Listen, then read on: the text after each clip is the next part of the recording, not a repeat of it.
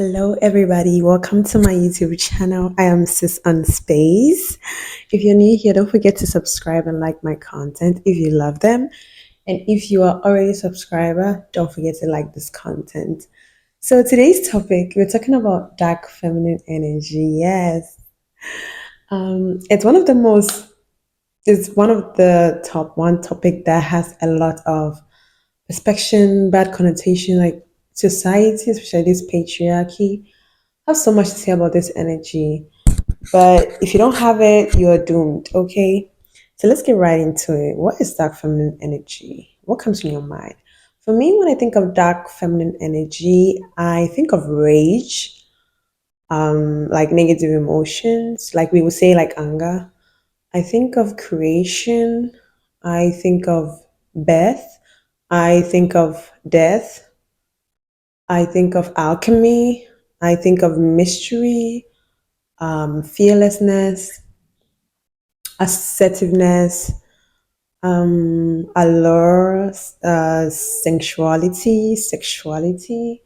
I think of all the things that society tell us to put aside and please people.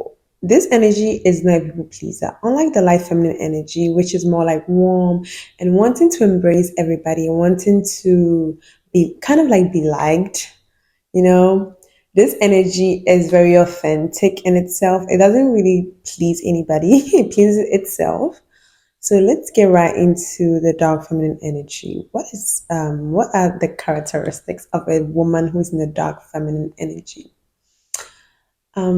One characteristic that I don't see people or hear people talk about a lot is um, trauma alchemy. As usual, I have my notepad introduction or frequency alchemy, like pain frequency alchemy. This energy is able to turn pain into reinvention, into gold, into something very new, like rebirth. Rebirth doesn't only mean, or birth doesn't mean the physical giving birth to a child. It's more of dying and coming back.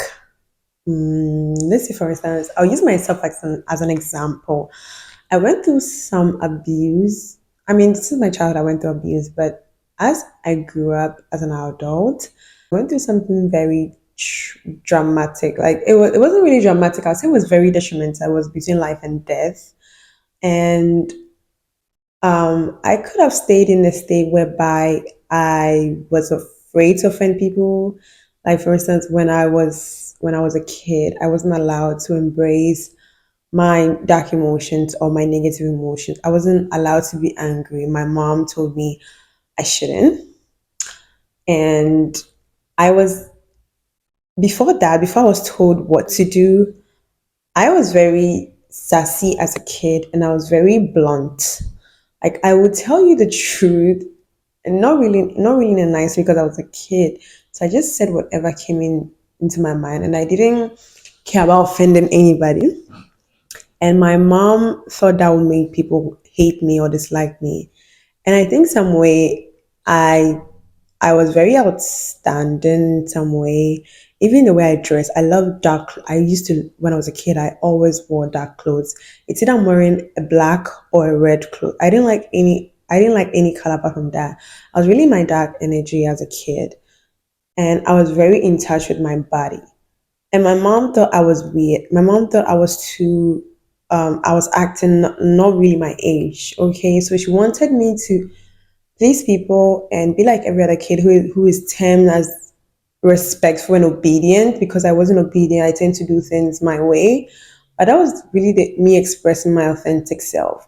So my mom taught me to do the opposite and be like every kid and do everything that all this kid did. And I didn't fit in. I was always the kid who had just a friend, a weird friend or two. I was never the girl who had a bunch of friends, and up to this day, that's how I am. I mean, I was frustrated as a kid. I wondered why nobody liked me. So when my mom told me because I wasn't acting like a kid, I had to please people. I had to sacrifice my authenticity so people would like me. And did it make it better? short lived. It was very short lived. I had people, yeah, I had friends, but they weren't really my friends. They didn't really like me. They liked me because I was following a trend. I was trying to be like them. And it felt very uncomfortable for me trying to be like them. It was very uncomfortable. So for the a few years ago, somewhere around the COVID, I was going through an abuse with one parent of mine, and because I had always suppressed this negative emotion growing up, I blew up. Okay, I couldn't take it anymore, so I blew up. I caused rage. I caused destruction in the house. All the family members were like, telling me to not show that part of me. We were all surprised. I was even surprised I did what happened. It was like, wow, I stood up for myself for the first time. And I didn't feel guilty about it. I honestly, I would do it again. I never felt guilty about it for standing up for myself. And because that happened, it made me have the power to set boundaries for myself and really say my mind and go back to that kid that was told to shut up. It felt very liberating. I didn't feel guilty. It actually felt like freedom at last. It felt like I've been enslaved and finally I'm out of this cage that people want me to be in. And this one member, because nobody has seen me in that, they thought I was bad. I was a bad person. So because I did that, I lost a lot of people. I lost a lot of family members. Up to now, in my family, I look like the bad person. Who cares? So I lost a lot of people in my life, lots of friends, lots of family members. I had just like three or two people who stood by my side. And that was okay. At least they were the authentic people who are meant to be in my life. And after I went through that pain, my life, I attracted almost everything I wanted in my life. And before something else happened, and I went back to this dark hole, and I'm back again. And I feel so every time I go through pain, I come out better. And I think that's because I go within myself and I don't tend to seek outside validation. I don't tend to surround myself with people who don't like me, even though sometimes it feels good when you're going through bad times, when you surround yourself with friends who tell you to drink, to smoke, to do drugs, or to do anything stupid just to free your mind. It feels good in the moment, but it's really short lived. I've tried it all, it didn't really work for me. Yeah, we will drink and whatever, but after the drinks, what? I wake up the next day and it's still horrible. So what worked for me was when I stay by myself and I only communicate with the people who I trust because we've been through so much together and they really understand me, like my best friend, like my mom, like my brother. People, very few people who really understand me for who I am and love me for who I am.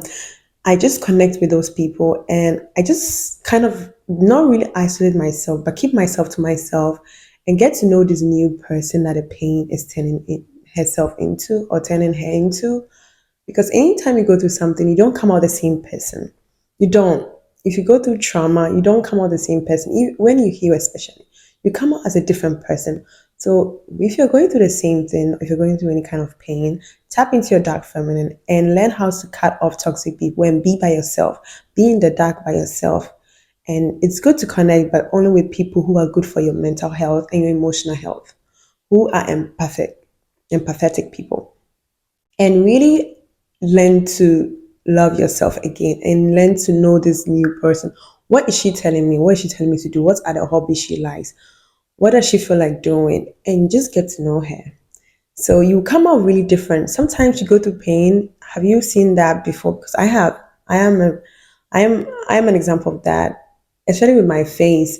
When I was going through the pain, my face looked different. And when I come out of the pain, I look different. Even my body, I feel different. I look different. People see me and they're like, you changed. I don't know what's about you, but your face looks different. What did you do? And nine times out of 10, I just healed. I didn't do anything. So it's also a reinvention of the new you. So just anytime you're in pain, go towards the pain. Don't run away from it. Go towards it. It will help you. It's painful, yes. Seek therapy if you need it, but don't run away from your pain. Don't shovel it down like the way I was told to do. No. Embrace it, embrace it, embrace it. Okay. So the next point of the dark feminine energy is she's assertive and set boundaries. I didn't know this until 3 years ago. after I went through um, the abuse I went through and I came out of it, I realized I was very assertive. And I knew it's like I knew what I wanted and I knew what I didn't want because I've reconnected with something inside me. It's like the plug has been plugged. And I connected to that, then I'm like, oh no, that behavior is very bad. I'm not accepting it. And I was able to voice it. I was able to know I don't want that. Please stop. But before that, when I used to shove everything down, I felt like this negative energy around my throat. I couldn't really talk. I felt like I was going to offend people. I didn't know I was thinking that way.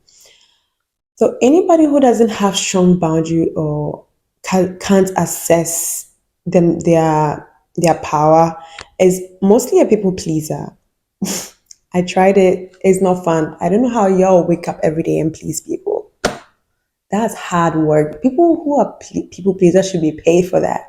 Because I went through that phase and it's like, no way. I was anxious all the time. I was nervous. I was living in this state of survival basically because I was scared people would turn up on me. I wanted everybody to be okay with me, to like me, to smile with me. I hate when people's mood were trying to change. So I will blame myself for everything and try to put up and reciprocate or over chase or overact so that they kind of come back to the normal state. Look, I'm never ever doing that. I in that moment I wasn't taking care of myself. I wasn't listening to my body. I was just putting out all this energy, which are so precious. This is my energy. And it's okay because I didn't know. I forgave that girl. But once I took my power back and I got into my body and I realized how powerful my energy is, I started taking good care of myself and I was able to tell people what I don't accept. And that was it. It was so easy. It's like, no, I don't want that. No, I'm not going. See you next week because tomorrow I'm not available. I was able to say that without feeling bad.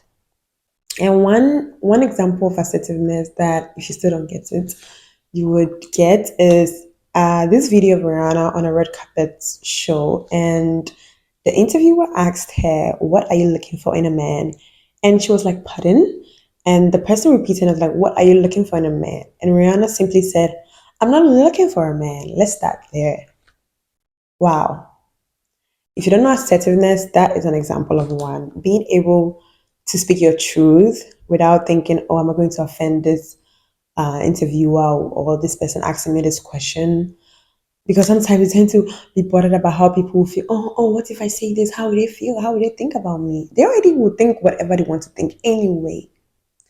But put yourself first in every situation. Imagine if you would lie about how you felt. If Rihanna had lied, oh, I'm looking for Michael B. Jordan, da da da, but she's not really looking for him.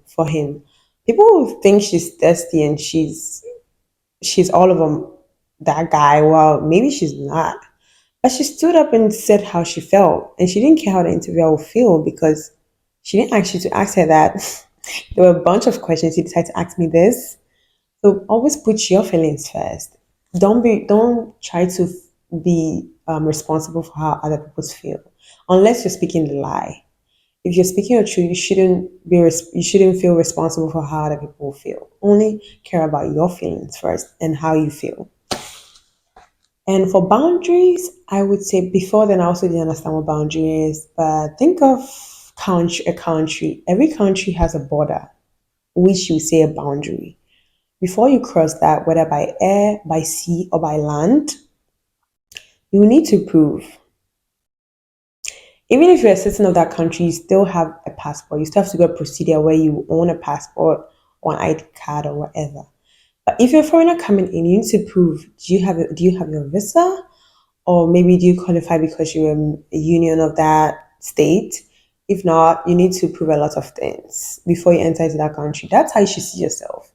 You should see yourself so valuable like a country that when people are coming into your life, you have your set boundaries. You have things that it's a no. You don't cross that. And if they do, they are deported out of your life. You cut them off without question because you told them from the beginning. You don't sit around and cry, I told you not to do that to me and you did it. And then the next day you're with this person. That's dumb. You know that's dumb. When people cross your boundary, you should be bold enough to tell them. Unless maybe you're a very forgiving person, so you allow it to happen a second time. I mostly don't. And even if I do, I give you distance for you to know what you did was really not too nice for me. I don't know how to pretend when people break my boundaries anymore. At first, I used to forgive people. I'll go somewhere and cry and scream in my pillow, and then the next day I'm acting all nice to them.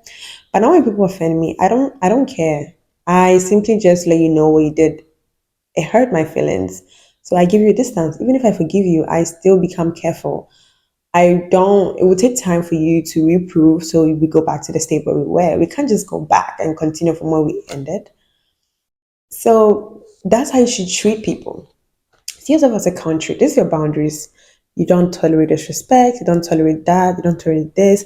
If someone disrespects you or cheats on you, I mean, depending on the things you don't tolerate, if they do, be bold enough to tell them, hey, you just crossed the boundary that I never break for anybody. I really hold that up as one of my most important values. So we can't continue this anymore. Or simply just walk away. Sometimes you don't even have to explain. People know what they are doing. So you have a choice, just walk away. That is someone who upholds their boundary firmly. And you have also have to live up to your boundaries. If you hate lies and cheats, don't lie to yourself. Tell yourself the truth. Don't cheat on yourself. Be very loyal to yourself, okay? And respect yourself, so that when people will know how you treat yourself, they are not going to come at you with anything less than what you give to yourself. Simple as that. But if you don't give yourself that, you will forgive them easily and continue with them. So treat yourself the same way you want other people to treat you. So you don't you when you see disrespect, you recognize one and you can walk away. Okay.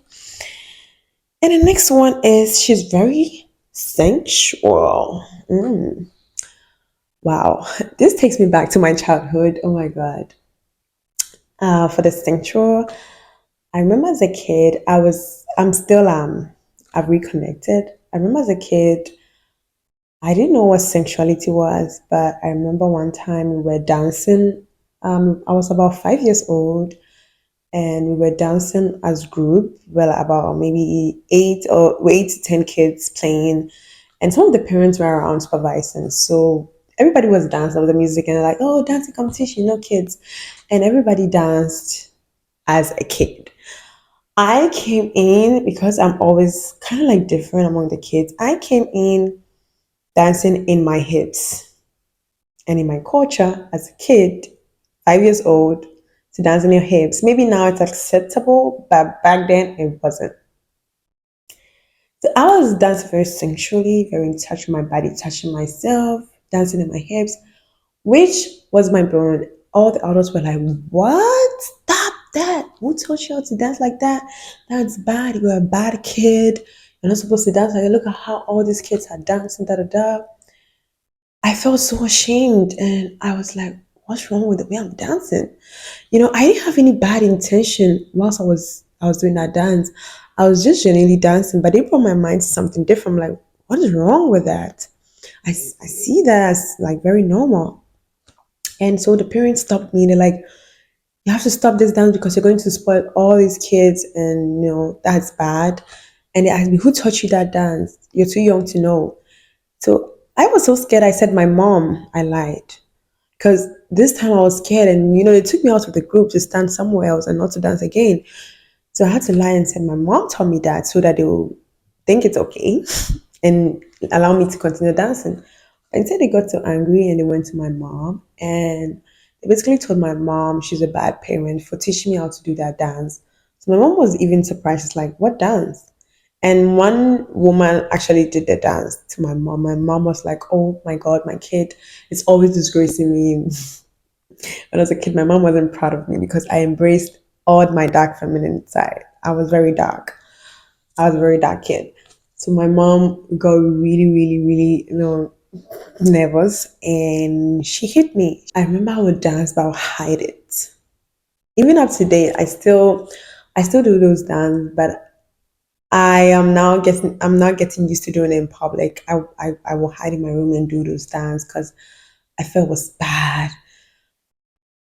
But I don't think it is. I don't think there's anything bad about dancing in your body. As a woman, why am I supposed to dance? And I had to heal that trauma, and I, I felt bad for that little girl who was told that she's too sensual to exist.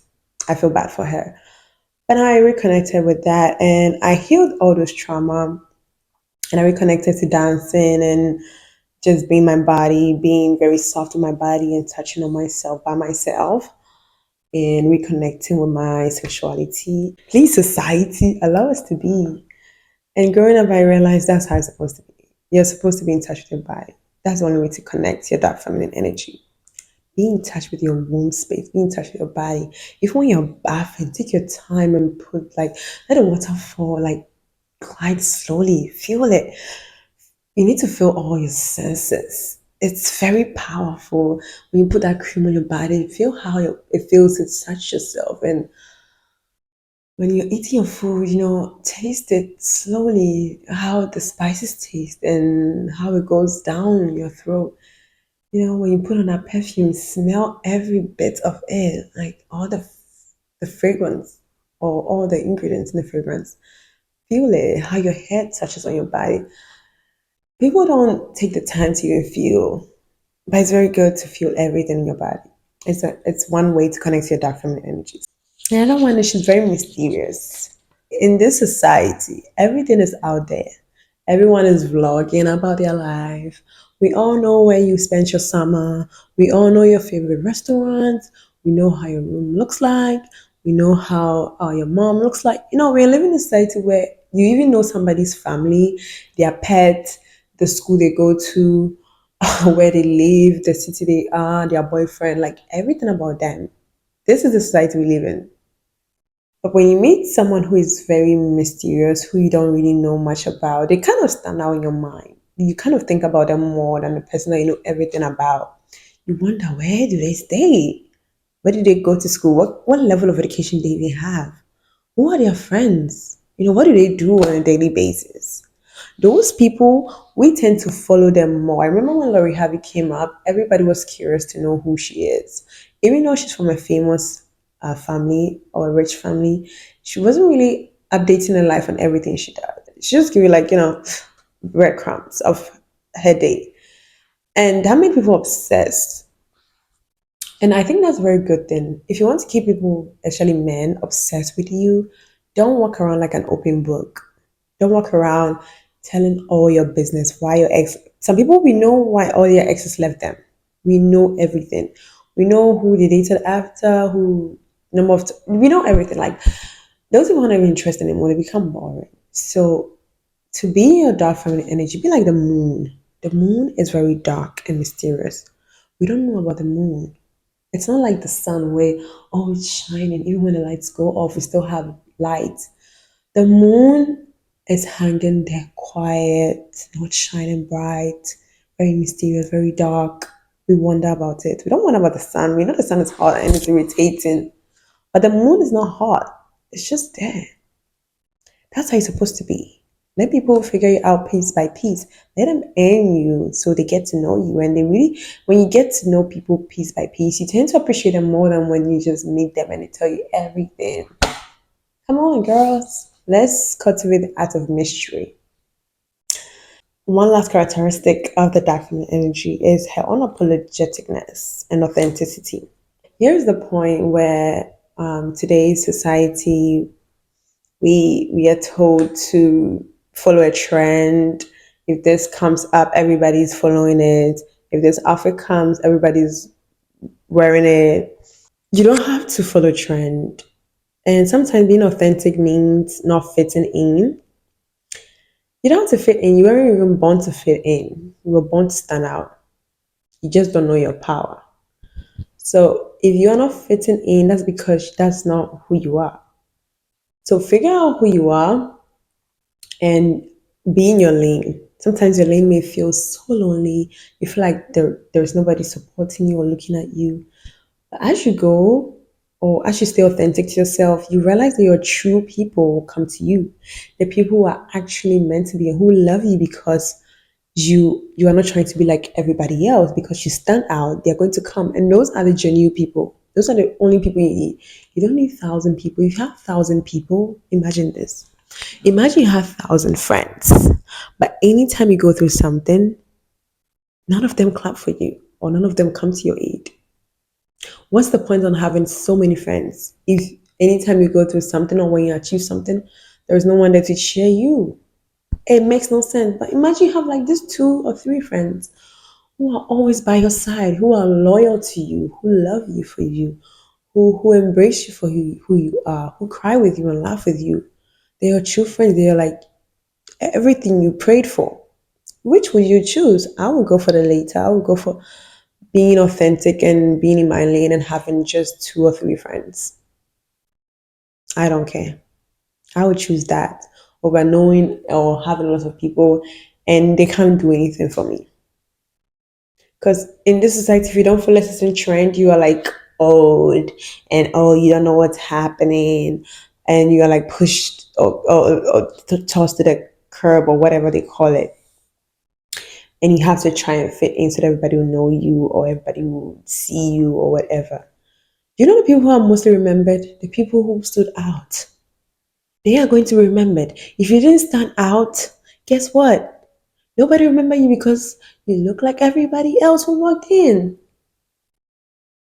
You look like everybody today. But if you choose to stand out and be yourself and dress the way your authentic self is and act the way your authentic self is, oh my God, who is she? Everybody will want to know why you don't follow the trend. And wherever you go, you tend to stand out because you look different. Everybody wants to know why. Why are you in red? Or is it everybody's in black today? That's how it looks like. So, I mean, stand out for the right reason. Don't stand out because you want to look naked or you want to overdo it. Just do you. And you're going to be remembered. You're going to stand out. And being outstanding means being unique. Embrace your uniqueness, okay? And the last point, I thought this one was the last point, but the last point is she's selfish. I said it. I said what y'all do want to say. So the dark feminine energy, she's very selfish and not in a bad way, not selfish as in F everybody, it's just me. I mean, you're living her world, but she takes the time to take care of herself. She doesn't have the energy to chase validation because she already validated herself. She already told herself she's enough. She already told herself she's valuable. And she already told herself she's beautiful. So you complimenting her is like effeminate, not seeking. There's a difference between seeking and getting the affirmation. So she already tells us, she does her mirror work where she tells herself every day in the mirror about the things that she needs to work on. She works on and then she affirms to herself that she's enough because come on, who told you you're not enough? The fact that you don't get a text from that guy or that friend doesn't want you as a friend doesn't mean that's the end of the world. You are a spam, like you're the way, I don't know how to put this, but among all the million spams that your dad released, you won that race. That alone should tell you enough. Look, your mom carried you for 9 months. You didn't die. Nothing happened to you. You came out healthy, breathing, walking, holding like both arms, both legs. You can breathe. You have hair on your head. You have food to eat, and you think that you're not enough. Come on. Sometimes we complicate our lives so much. We try to seek validation from people who don't even love themselves either. People who are not healthy for us. And we need a validation to survive. You don't need anybody's validation to survive. You survived without them before, and you will after. Stop chasing anybody who is taking you out of your peace. Okay? Work on yourself. Take your power back. Do your mirror work. Do your workout if that's what you need. Work on your body, work on your mind, read books, exercise, sleep well. You don't have to sweat for nobody. Just suffer for your own self. Be selfish.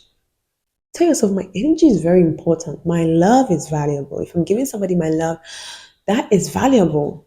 And nobody's going to love you if you don't love yourself. So be selfish. Be very selfish. Think about yourself first. Always. Unless there's a little kid involved who's helpless. Always think about yourself because people can do everything by themselves already, unless they're disabled.